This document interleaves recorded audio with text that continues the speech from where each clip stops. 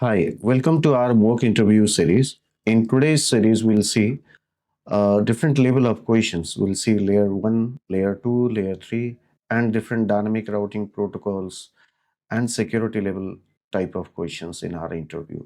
So we have a candidate, Nagasai Satish, with us. So hi Satish, how are you? Hi, sir. I'm doing good. How about you? I'm good. Satish, could you start with your introduction? Sure, sir. My name is Nagasai Satish. I'm from Andhra Pradesh. Okay. I have 4 years of experience in technical support where I worked in two different organizations. One is Akamai Technologies and one is Barracuda Networks. So, in Akamai Technologies, I have hands on experience on Akamai Enterprise Security Products, which is Akamai Application Access and also the Secure Internet Access. So there I usually interact to customers like working on resolving their issues in day by day my life. So when comes to Barracuda Networks, there I worked as a technical solution engineer, and there I worked on Barracuda firewall and Barracuda email security gateway. So where I have a hands-on experience on interacting with the customers, and also I have good product knowledge. So that's all about me. Okay, thanks. So, since you already have an experience with multiple companies, but still, we'll try to test you from layer one. Sure, definitely. Okay. Could you tell me a difference between hub and switch? Yeah, sure. So basically, hub is an broadcast domain. So when comes to switch, we can use it in single one-on-one communication as well. But in hub, it's not possible in that way. Like whatever communication that is happening, so it will be broadcasted to every device. But when it comes to switch, so we have some like even it will broadcast, but also we can achieve like one-on-one communication as well using these switches. Okay. A few more points if you could add. Sure, like so.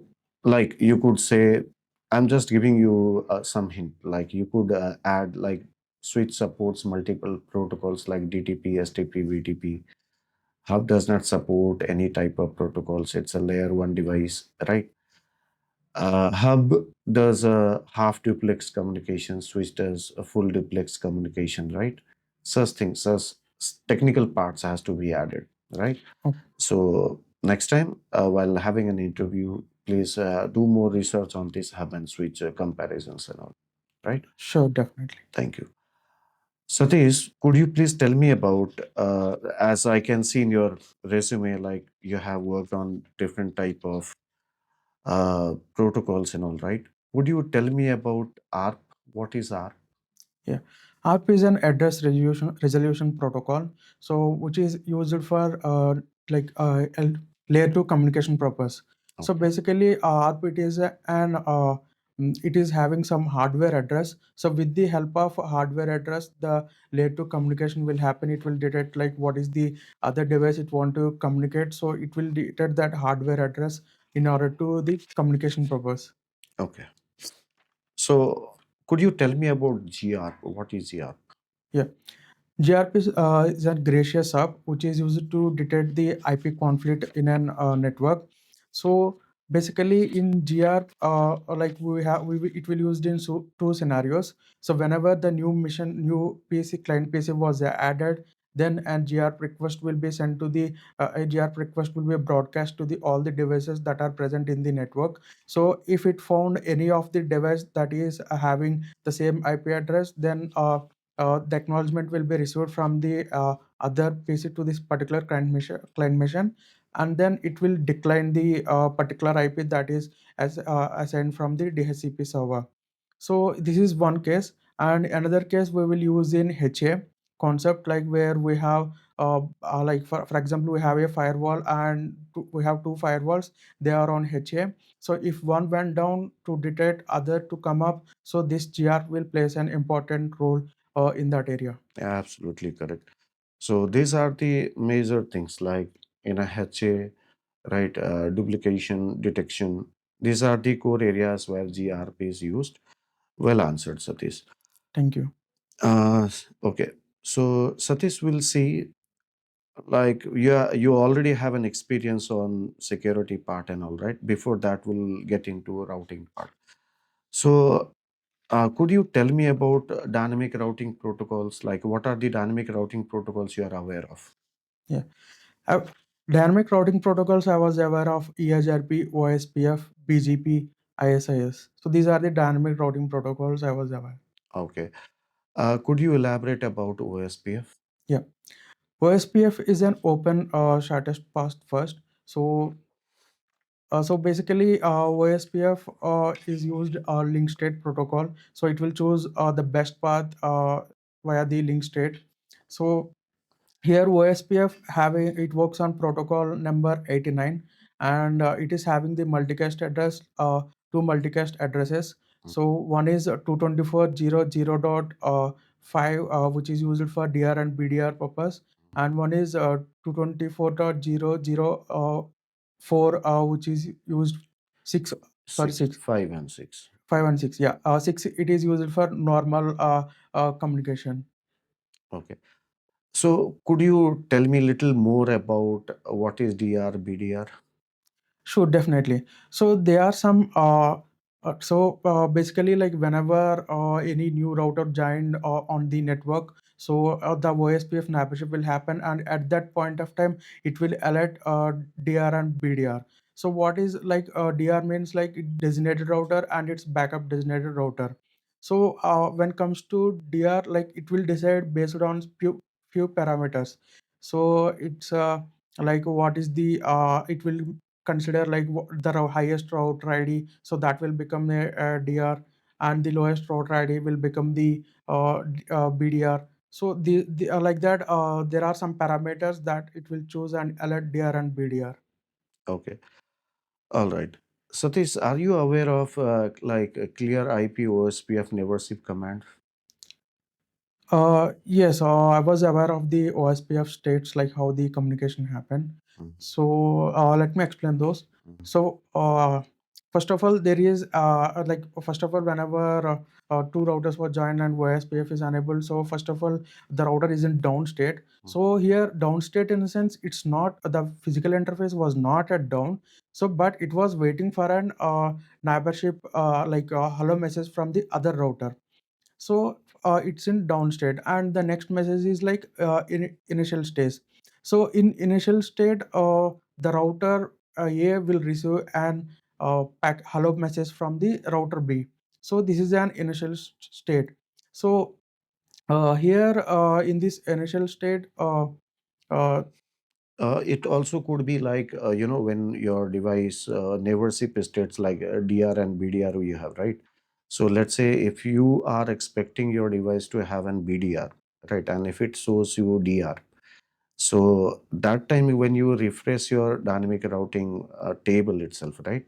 So when you give a clear IP OSPF never ship command, that refreshes and it change the state to BDR, right?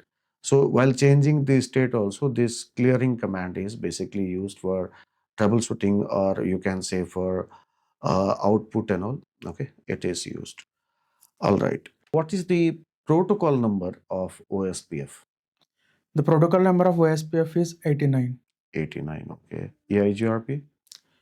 EIGRP it is 88. Yeah. What about RIP? Repeats 6. No. No. RIP is UDP based protocol. It does not have a protocol number. It's an UDP based protocol. Okay, Okay. It has a port number 520. 520. Okay. Okay. All right. You need to work little bit on dynamic routing protocols in depth. You have to go through, because as per interviewer will not ask you a question at surface level. Being an experienced guy, definitely they'll dig you more into internal parts of your dynamic routing protocols. They'll ask you more into, you know, more in depth, I mean, right? So you have to gain more knowledge on your dynamic routing protocols, routing and switching, not at the surface level, more into a deep level. Sure, definitely. Yeah. Okay. So let's have some questions on layer 3 and layer 4. Okay. Okay. Uh, like, what is protocol number of ICMP? It's one. It's one. Okay. Tell me few protocols that are layer 7 protocols but dependent at transport layer. Yeah. Like, mm, Like, take any protocols. okay. So like, Like we have, for example, it's, Telnet. yeah. Telnet is an application layer protocol, right? Yes. Does it depend on transport layer? Yes. So Telnet is an application layer protocol, and the protocol number is 23. Mm, It depends on transport layer, mm. and we have SSH, and SSH have protocol number 21, and it's also depends on the transport layer. It's 22, I believe. Sorry, 22, Mm, and we have SMTP. So mm. SMTP, it's the protocol number is 25, and even it depends on transport layer. Okay. TCP or UDP? TCP, the port number of TCP is 6, and the UDP port No, number I'm is asking SMTP protocol you told, right? yeah. So SMTP is TCP or UDP based? SMTP is TCP based. TCP based, It's a correct answer. connection based. Yeah. So as I can see, you have worked with Barracuda, right? So Barracuda mostly deals with email security appliances, right? Yes. So let's talk about it. Okay. Uh, so let's say there are two servers, or the client wants to send an email, right? So while sending an email, what protocol will be used? And what protocol will be used on the other hand, where client has to receive email? So could you explain this flow? Yes, definitely. So basically, whenever user initiated a message, so it will use SMTP protocol number 25 to, and it will send to the server like as a mail server. So Okay. once the mail was received to mail server, it will send to the destination mail server. Mm. So here, when comes to the communication between the mail server and the destination mail server, so it's an encryption format, and it will use the protocol number 587. So once the Okay. destination mail server received the email, then there may be involvement of IMAP or POP3. So IMAP, the protocol number is 143, and when comes to POP3, the protocol number is 110. So here both IMAP and POP3 are do the different operations. So both are the operation was same, but they will do the Both are used to retrieve the yeah. emails itself, but it has a slight difference S- between them. Yes, Yeah, yes, yeah. they will use for retrieving the messages, and there was slightly difference. Like IMAP can synchronize all the emails in all the inboxes, but whereas POP3 can't synchronize the emails in the end user inboxes. Okay. See, when I say about SNMP, right? SNMP by default, when we ask the port number, they say 25. And you said when we exchange the email, it uses over the internet when we exchange an email or while initiator sends an email request, right? It uses SMTP port number 587, you told. Yes. So what's the difference between them? So basically, if you use the port number 25, it's an visible communication. So every if someone want to steal, someone want to want to see whatever information that is transferring, so it is visible. But when we use the port number 25, but when it comes to secure, if we need secure communication, secure email delivery, we will use port number 587. So it's an encryption delivery. So here we will achieve security. Okay. So you mean SMTP 25 is unsecure and 587 is secure communication, right? Yes. Okay, perfect. Okay, we'll see some other security protocols. You good Okay. with security protocols like IPsec SSL? Yes. Okay, let's start with. Yeah. Could you start with the SSL handshake? First of all, what is SSL? SSL, it's a secure socket layer. So which is helps in communication, which will helps in communication between two devices. It's establish a secure communication In between what two devices. scenario? In what scenario you would use SSL? So basically, Scenario like, let me make it very clear. Like we have site-to-site VPN and we have remote access VPN where client uses a browser. So where would you prefer putting SSL protocol, in site to site or web communication? So in web communication, we will use this SSL protocol Okay. mainly. Hmm. Okay. Tell me about SSL protocol. More about SSL protocol. Yeah, basically SSL protocol is an older protocol. So currently it is not used in the real-time applications. So Mhm. nowadays we are using the TLS versions.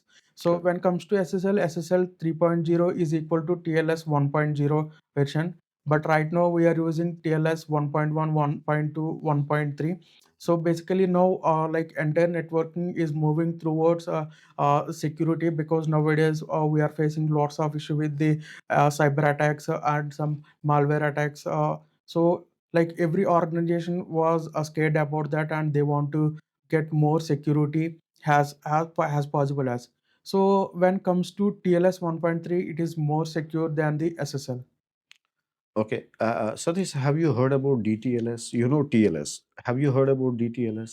Yeah, DTLS is nothing but datagram transport layer protocol. Okay. So it's used for this is an UDP based. So Mhm. basically TLS is an TCP based. Now DTLS is an UDP based. Mhm. So here we are not guarantee about the delivery because it's unreliable.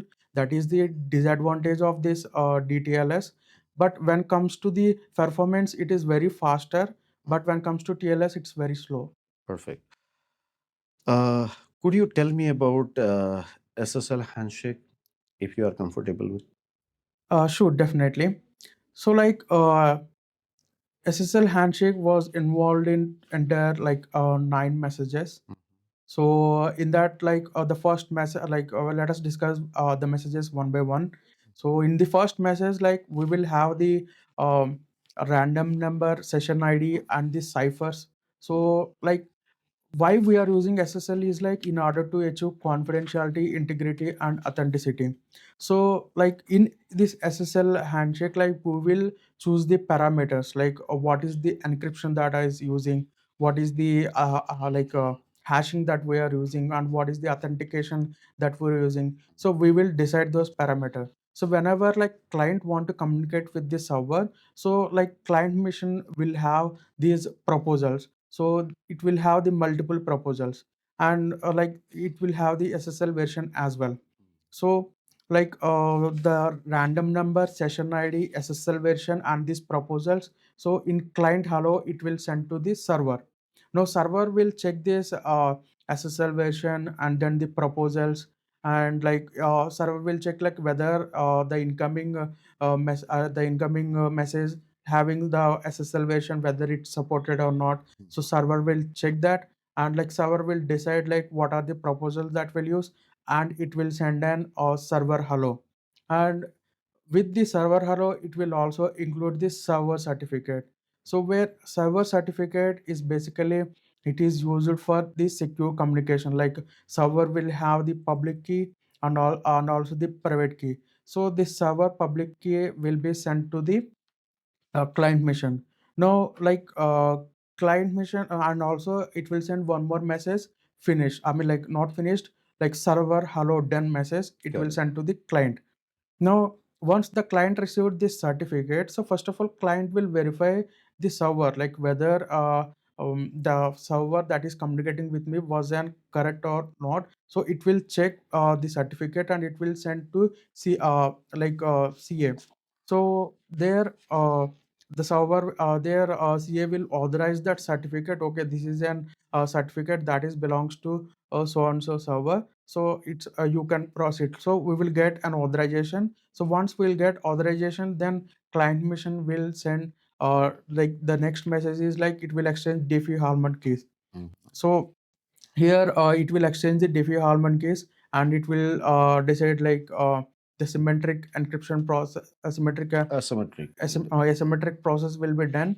So here in the Diffie-Hellman case, it like both client and server will exchange them, and the client side it will have the public key and private key, and the server will have the public key and private key. And then when comes to the next messages, still we finished around from server, from client end we finished 2 messages, and from server we received around 4 messages. Now, when it comes to the sixth message, so here the encryption will happen here. So like basically initially we will decide the symmetric keys we will decide. So this symmetric key should be transferred to the server. So how this is transferred is like with the help of this public key, it will do the encryption, and also it will use the certificate that is public certificate that is received from the server. It will use that certificate and it will encrypt the symmetric key, and then it will send to the Other side. other side server. So now server, when an encryption is happen with the public key, the only key that can decrypt is like private key. So that private key is Corresponding private key. corresponding private key. So that corresponding private key is with server. So here server will decrypt that public key and it will have the uh, asymmetric key. Now both client and server will generate the session keys. So this, what are the session keys means? These are main session keys that plays an important role in doing the encryption and the decryption. So like when client is sending data to server, it will use the client session key to encrypt, and like in the other end server will decrypt with the server session key. So this is how the communication will happen. All right. Little bit say more into explanation part. Like you should not fumble, you should not be nervous, right? Be confident on what you know, okay, Okay. while explaining the things. Okay, let's have little questions on IPsec, Sure. right? What are the IPsec modes? There are two modes in IPsec.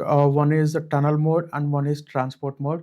So when comes to tunnel mode, like it will do the encryption, both the payload and the header, and it will add the new header, and then it will do the transfer from the source to destination.